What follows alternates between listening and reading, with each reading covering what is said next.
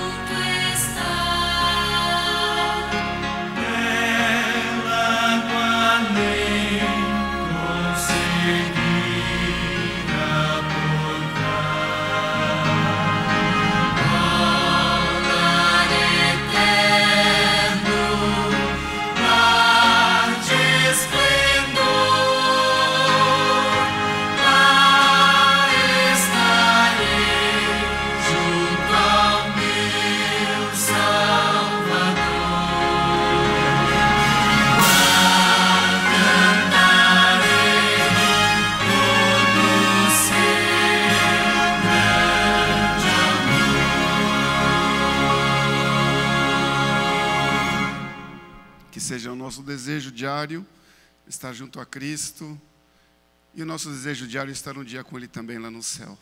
Agora todos juntos cantaremos, nós que estamos aqui na igreja nos colocaremos em pé para iniciar nosso culto. Cantamos juntos Além do Rio, número 570. E você que está em casa também, louve junto conosco.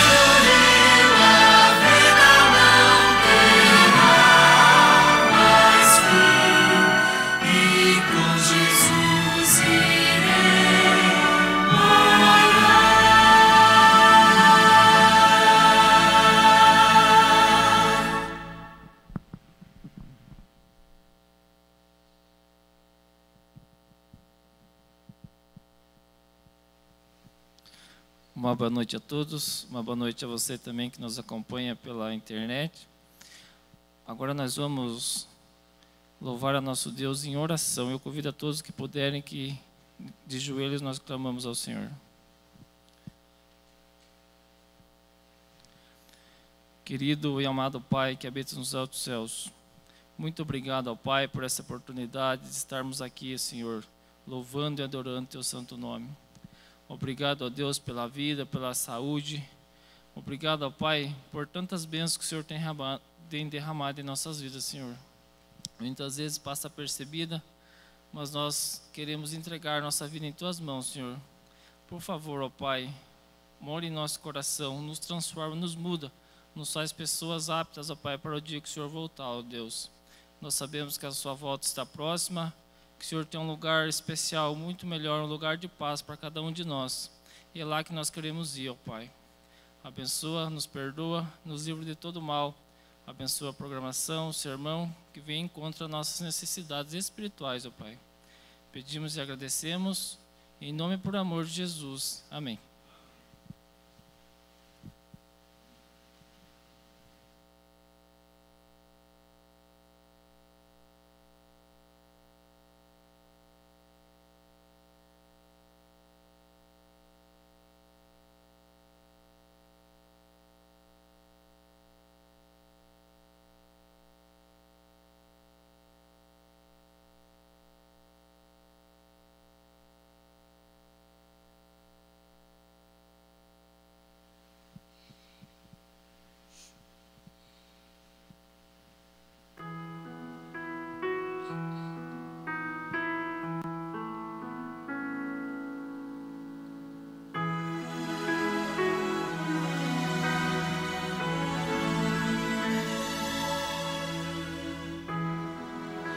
Jesus realizar o trabalho para o qual seu Pai o enviou.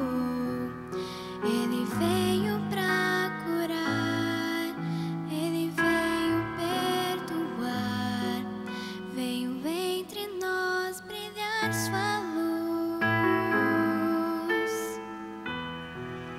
Tão sozinho ele vai, sem saber se vai achar lugar para dormir. Ele segue pela fé, ele segue por amor, segue para dar conforto e paz.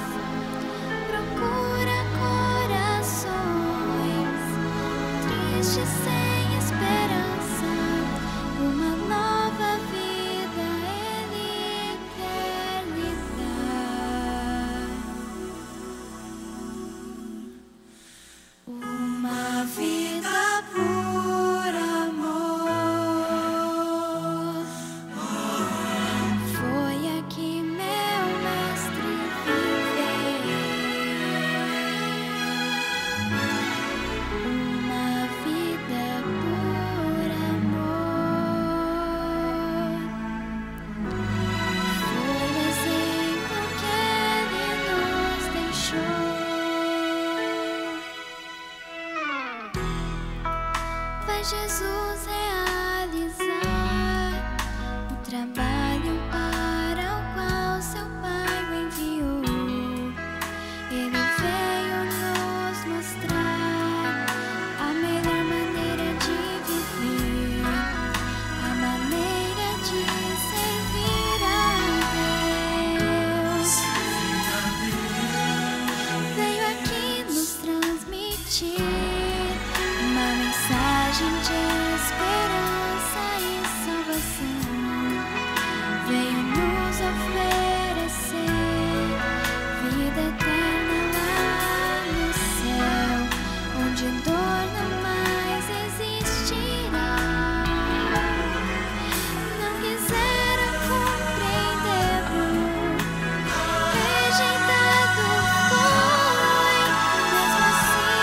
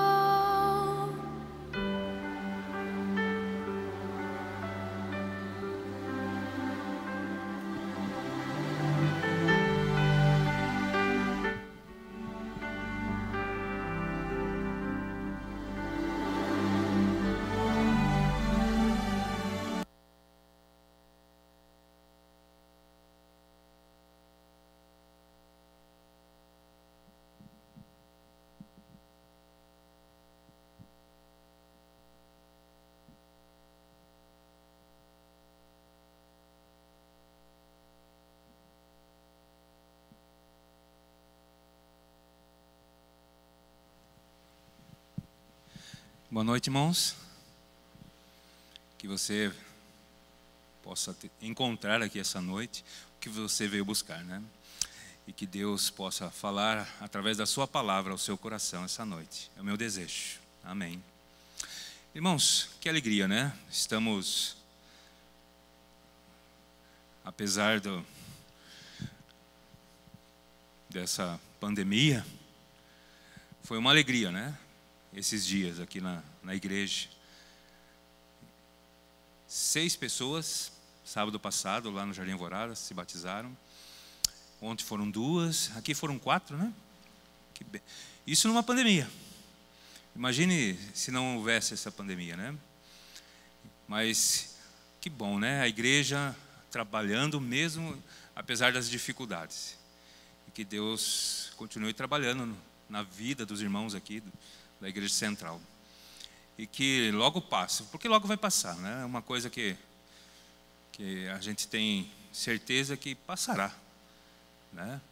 Uma coisa que nunca, eu, nos meus 50 anos, nunca tinha visto isso, o mundo parar por causa de uma doença, né? Mas vai passar, né? Essa é a certeza que nós temos. E alguns devem estar perguntando por que o Sandro voltou a andar de muleta, né? É que resolvi voltar a ser ciclista, né? Não por muito amor não ao ciclismo, não, é porque a Patrícia gosta, né? O amor meu é pela Patrícia. Então, para acompanhar, eu falei, tem que voltar a andar de bicicleta. Mas hoje, como eles dizem, né? Comprei um terreno, né? Porque fui subir, mudar a marcha, a corrente saiu e eu levei um tombo. Mas, para minha surpresa, 4 jovens ciclistas que estavam passando lá, me ajudaram a levantar a bicicleta, colocar a corrente no lugar. Eu fiquei assim, meio abismado, né? E me levou a uma reflexão, né? De que a bondade ainda existe aqui nesse mundo.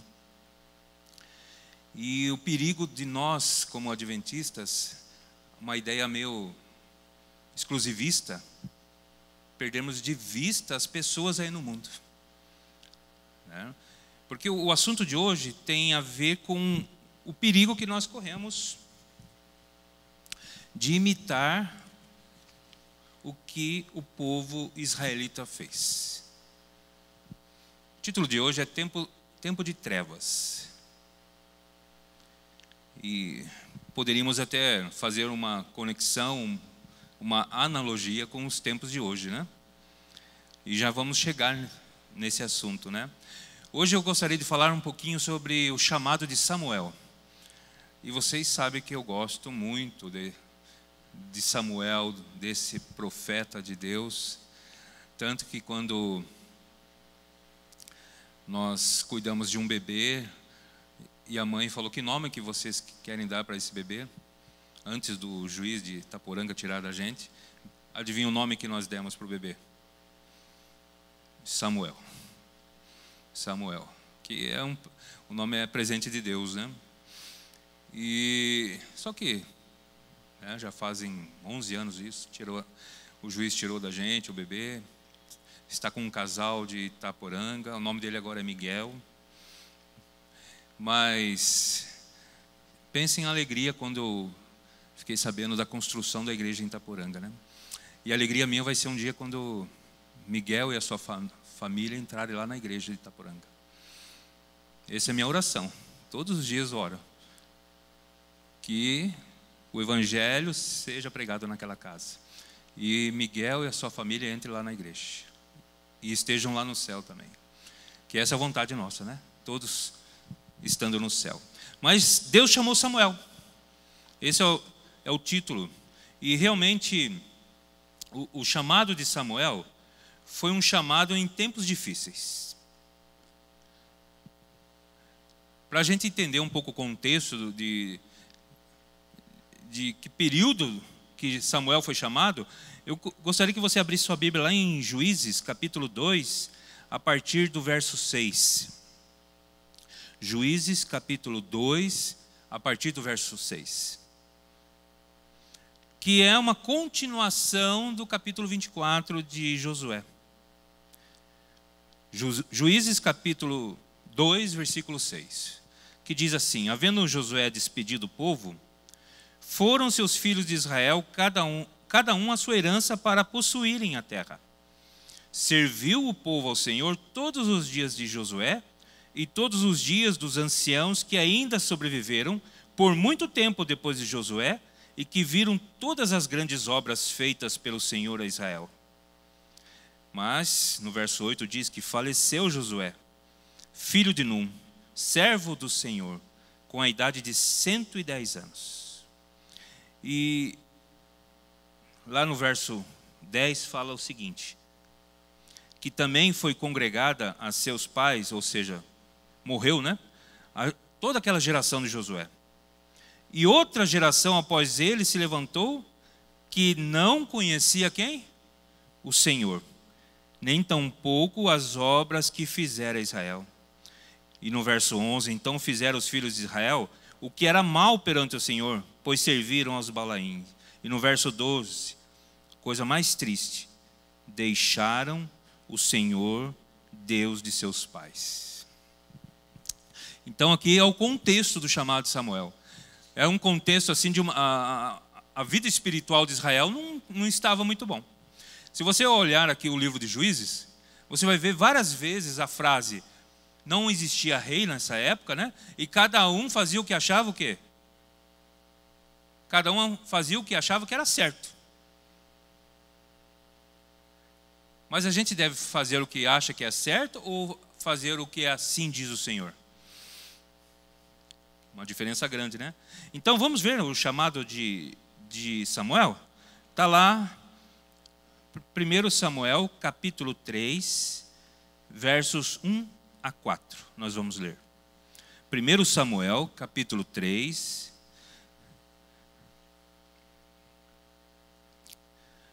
a partir do verso 1. 1 Samuel, capítulo 3, a partir do verso 1, que diz: o jovem Samuel servia o Senhor perante Eli. Naqueles dias a palavra do Senhor era muito rara. As visões não eram frequentes.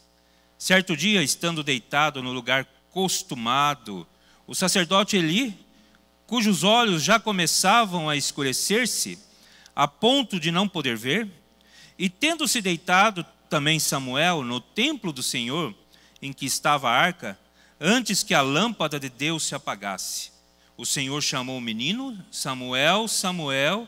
Este respondeu: eis-me aqui. Aqui está o chamado de Samuel. Um jovem, né? Deve ser um menino ainda, né? E o contexto nós já vimos, né? O pano de fundo.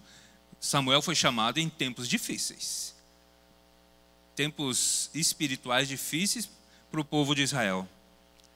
E aqui nós vamos aprender 3 experiências aqui do chamado de Samuel. A primeira experiência está lá no verso 3, que diz assim: antes que a lâmpada de Deus se apagasse. O que significa isso? Primeiro a gente tem que tentar entender o que é essa lâmpada de Deus. A lâmpada de Deus era um utensílio, né? Que era chamado, vocês lembram como era chamado? Menorá, né? Um castiçal de quantas hastes?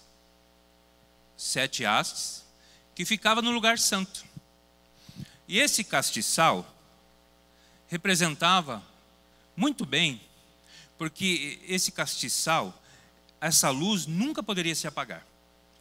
Então o sacerdote, que era responsável, tinha que colocar azeite, e aquela lâmpada sempre teria que estar acesa. Por que sempre tinha que estar acesa? Porque aquela lâmpada representava quem? Quem que representava aquela lâmpada? Jesus, né? Na verdade, se você analisar o santuário, ele quase tudo representava Jesus, né? Desde a cobertura, desde a água, os pães, o sacrifício, o sacerdote, tudo representava Jesus. E o próprio Jesus diz lá em João 8,12, não precisa procurar, mas diz assim, que eu sou a luz do... Jesus disse, eu sou a luz do mundo. Quem me segue não andará nas trevas, pelo contrário, terá a luz da vida. Então essa lâmpada, que não poderia se apagar, mas aqui o verso diz que estava o que diz? A lâmpada estava se apagando. E, como eu falei, o que alimentava aquela lâmpada era o quê? O azeite. E segundo Zacarias 4, 1-6, o azeite representava o quê? O Espírito Santo. Então vamos falar o que significa isso? A lâmpada de Israel estava se apagando, é porque o povo estava sendo negligente com a sua vida espiritual. Resistindo aos apelos do Espírito Santo, eles estavam deixando a vida em Cristo, que é a luz. Se Cristo é a luz, eles estavam deixando a luz, deixando Jesus. E isso é um perigo para nós hoje. Deixar com que a lâmpada de Deus se apague em nossas vidas. Como que a gente faz isso? Primeiro ponto, deixando de estudar a lição da escola sabatina, deixando de estudar a Bíblia, deixando de orar. Quando nós fazemos isso, estamos apagando a lâmpada de Deus em nossa vida. E esse azeite, irmãos, foi aquilo que Jesus falou. Em Mateus 25, ele disse do perigo, daquela parábola das 10 virgens, o perigo de esquecermos o azeite, o perigo de esquecermos de buscar o Espírito Santo na nossa vida. Sem o Espírito Santo nós não somos nada, queridos. É Ele que nos ajuda, é Ele que nos dá força, é Ele que nos orienta, é Ele que nos guia até Cristo.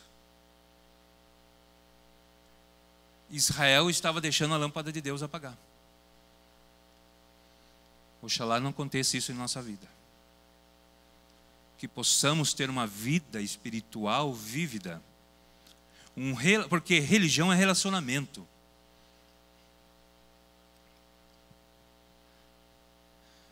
É um relacionamento, você e Deus. Se a tua comunhão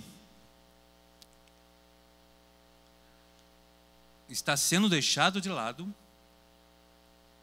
se você não está fazendo um devocional na sua casa, se você está esquecendo, é porque a tua lâmpada está se apagando. A lâmpada de Deus está apagando na tua casa. Busque o azeite, acenda essa lâmpada. Busque a Deus na sua vida. Jesus fez esse alerta, que nós devemos buscar o quê? Em primeiro lugar o quê? É Deus, o reino de Deus, a sua justiça. E o resto vai ser acrescentado. Então Israel estava correndo um risco. Israel estava em trevas espirituais, porque estava deixando a lâmpada de Deus se apagar. O segundo ponto, está lá no verso 2. Falando que sobre Eli, cujos olhos já começavam o quê? A escurecer-se, a ponto de não poder ver.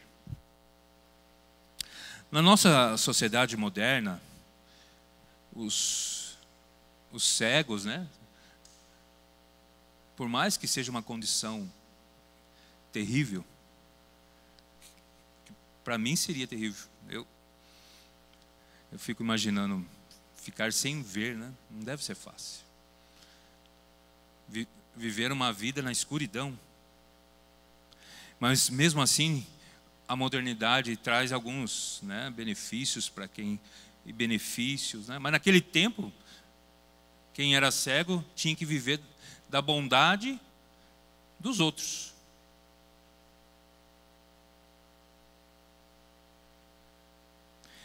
Só que o pior cegueira não é a cegueira física. A pior cegueira é a cegueira o quê? Espiritual. Porque você acha que está no caminho certo e na verdade o quê? Às vezes você está andando na beira do precipício. E aqui é muito grave, porque Eli era um sacerdote. Os seus filhos eram o quê? Sacerdotes. Mas a palavra de Deus diz que Eli fechava os olhos para os pecados dos filhos. Tanto Hofni e Finéias eram corruptos, eram imorais, eram gananciosos e viviam praticando só coisa errada ali no templo. Aqui um alerta que Deus nos dá para a sua liderança. Para os que conduzem o povo de Deus aqui nesse mundo. Para que conduzem o povo de Deus para a salvação. Certa vez Jesus falou que se você fizer tropeçar um desses meus pequeninos, é melhor que você fizesse o quê? Amarrasse uma pedra de moinho no seu pescoço e se jogasse aonde? No mar. Queridos, uma liderança em declínio influencia diretamente o declínio espiritual dos seguidores. Ou como nós aprendemos, né? Que uma igreja é o retrato da sua o quê? Liderança. Irmãos, uma grande responsabilidade recai sobre os líderes. Uma motivação maior para andar com Deus, ainda mais próximo, um andar diferente de que nós vimos lá em Lucas, quando retrata Pedro seguindo Jesus, fala que Pedro seguia Jesus de o quê? De longe, né? Agora os líderes têm que seguir Jesus o quê? De perto, muito perto. Mas a pergunta que eu faço, quando você não vê a sua liderança andando nesses caminhos, não tendo uma reverência espiritual que você espera, será que você pode se justificar falando, já que o meu líder não faz, eu não vou fazer? Negativo, meu querido.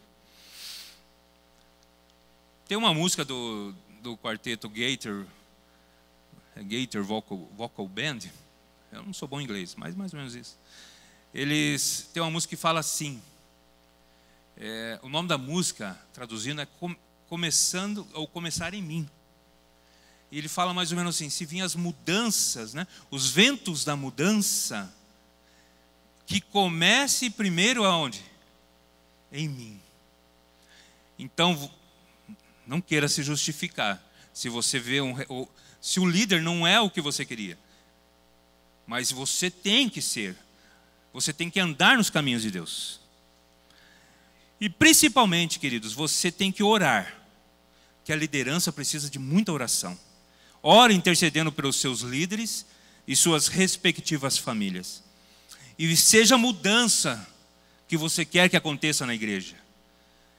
Se você quer que a igreja mude, que a mudança comece aonde? Em você. E a terceira lição que nós aprendemos aqui com o chamado Samuel está no verso 1, que diz assim, que a palavra do Senhor era muito o quê? Como que está na tua Bíblia aí? Muito rara. As visões não eram frequentes. Interessante que essa palavra visão aqui é uma palavra hebraica. Em hebraico é shazon. Não é jazon não, hein, jazon? É shazon, e não é tempero também, tá? Shazon, que significa, literalmente, discernimento espiritual. Então, o que estava acontecendo com o povo no tempo ali de Samuel? Eles perderam o discernimento espiritual. Ou seja, as pessoas estavam longe de Deus. Elas não diferenciavam o santo do profano, o certo do errado, as trevas da luz. E é por isso que eram imorais e promíscuas. Seguiam levando sacrifícios ao tabernáculo 2 vezes ao dia, mas tudo não passava de um mero formalismo, uma religião de fachada. Agora vou entregar a minha idade, né?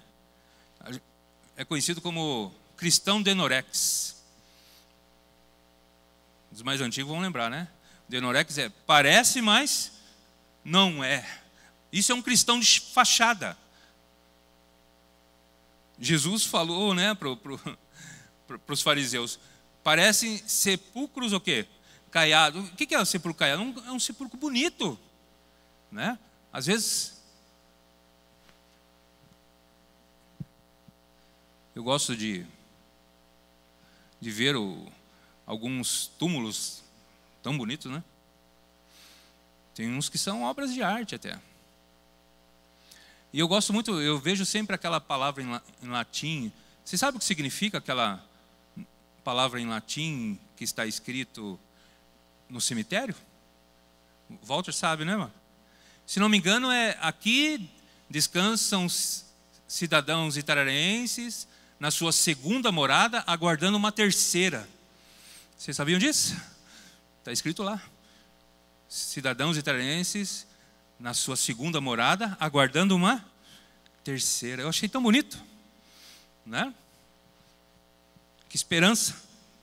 Para mim é bem claro a volta de Jesus. Não sei quem que teve a ideia de escrever em latim isso lá, mas é isso, irmãos. Não podemos ser cristão de fachada.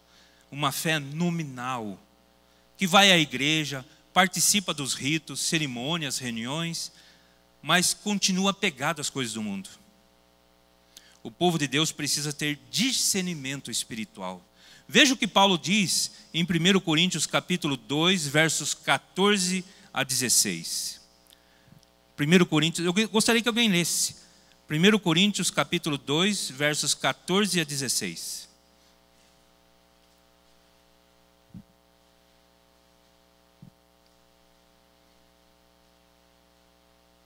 Alguém lê para nós?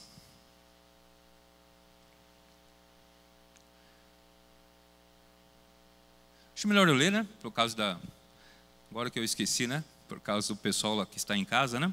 1 Coríntios 2, 14 a 16 diz: ora, o homem natural, ele não aceita as coisas do Espírito de Deus, porque eles são loucura, e não pode entendê-las, porque elas se discernem espiritualmente. Porém, o homem espiritual julga todas as coisas, mas ele mesmo não é julgado por ninguém, pois quem conheceu a mente do Senhor que o possa instruir? Nós, porém, temos a mente de Cristo. Normalmente eu não gosto de citar passagens do Espírito de Profecias, quando eu esqueço o livro, mas eu vou trazer para vocês, tenho lá. Ellen White fala assim, e ela escreveu isso num devocional de muitos anos atrás. Ela escreveu assim: quando os filhos de Deus refletirem o caráter de Jesus em suas vidas, aí Jesus virá buscá-los, reivindicá-los. Então, uma das coisas que está faltando para a volta de Jesus é que os seus filhos reflitam seu caráter, o caráter de Cristo em suas vidas. E a pergunta que eu faço hoje para você, para encerrarmos: você tem a mente de Cristo? Ele está te convidando hoje, meu querido, para ter um discernimento espiritual, um shazon. Ter a mente de Cristo representa se preocupar com a sua comunhão e com a salvação de pessoas. Qual que é a sua visão? Ou como eu preguei há uns meses atrás, qual que é a sua cosmovisão espiritual? O que é realmente importante para você?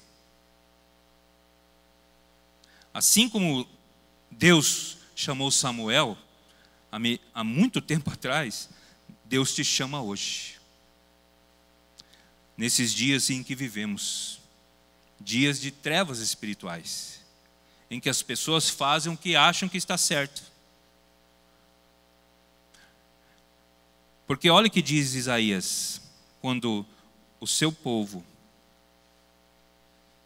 começar a refletir o caráter, começar a ter um discernimento espiritual. Isaías 60, a partir do verso 1.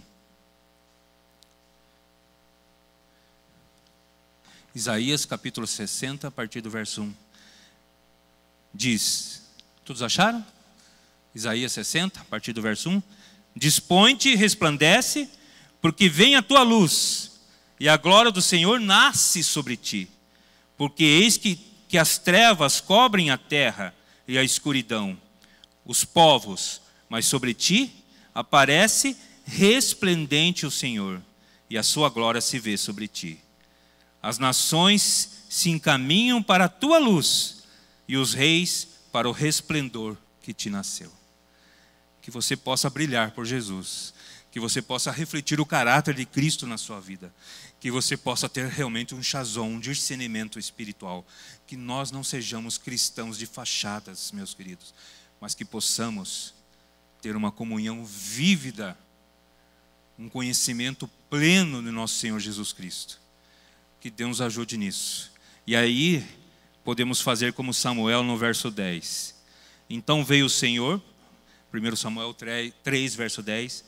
Então veio o Senhor e ali esteve e chamou como das outras vezes: Samuel, Samuel. E este respondeu: fala, porque o teu servo ouve. Que Deus te ajude, que você possa brilhar por Jesus esse restante de ano e principalmente 2021. Que muitas conversões apareçam aqui na igreja, graças à luz que você vai refletir de Cristo. Pessoas virão, irmãos, muito mais, não pelo que eu falo, mas pelo que eu faço. Que eu possa refletir Jesus na minha vida, é o meu sincero desejo por todos. Amém. Vamos encerrar cantando o hino Brilhar por Ti? Ao som da melodia, eu convido você a se colocar em pé.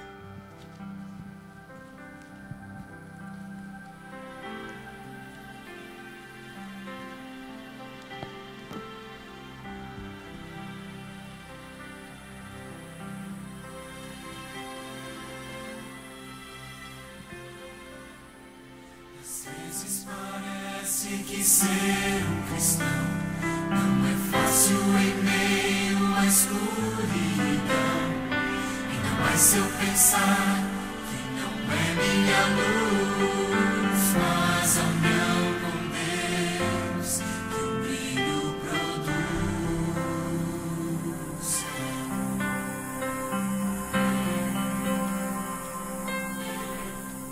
E às vezes parece difícil entender que o cristão é exemplo mesmo sem não querer. E por isso mesmo eu preciso orar para que Deus me ilumine e assim eu possa brilhar. Senhor, eu quero brilhar por Ti quando o mundo se apagar. Que através da minha vida alguém possa Te enxergar. Faze com que mesmo sem palavras eu fale do Teu amor. Eu quero brilhar por Ti, brilhar onde quer que for.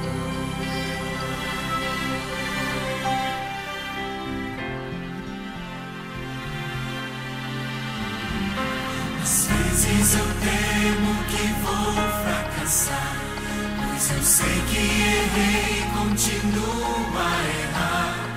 Mas a minha luz parece extinguir-se.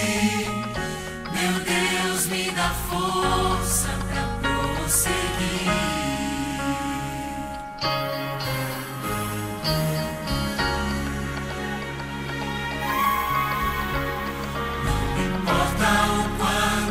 De me esforçar, eu só posso vencer se Ele me ajudar. É quando percebo meu esforço é vão, e o que devo fazer é segurar segura sua mão. Senhor, eu quero brilhar por ti, quando o mundo se apagar. Eu quero que através da minha vida alguém possa te enxergar. Faze com que mesmo sem palavras eu fale do teu amor. Eu quero brilhar por ti, brilhar onde quer que for.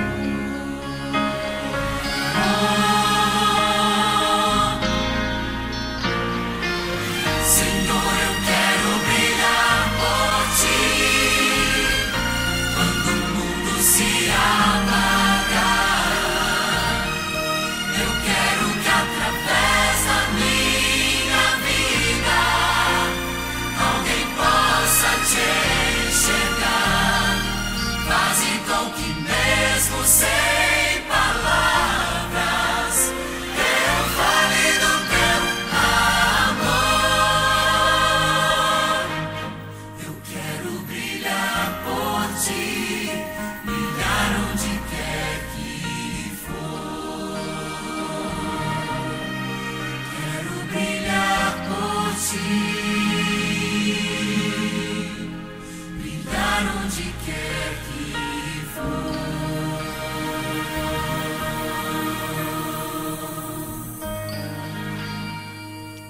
Amém. Amém. Curve a sua fronte. Você que está aqui, também os que estão no lar. E vamos orar ao nosso Deus. Santo Deus, esse é o nosso desejo. Que possamos brilhar por Ti. Que a lâmpada de Deus nunca se apague em nossas vidas, querido Deus. Que o Espírito Santo sempre trabalhe em nosso coração, nossa vida. E que possamos ter um discernimento espiritual tão forte, tão grande nesse relacionamento, que possamos refletir o caráter de Cristo em nossas vidas. E como Paulo disse, não mais agora eu vivo, mas Cristo vive em mim. Que o Senhor cuide de cada um aqui presente. Que o Senhor cuide de cada família representada também em quem está assistindo esse culto, Pai. Que o Senhor possa abençoar cada um ricamente. Esteja conosco. É o que peço e agradeço por Jesus. Amém, Senhor. Amém. Infelizmente, ainda não podemos cumprimentar, mas que você se sinta abraçado por Jesus nessa noite e que Deus te abençoe. Amém.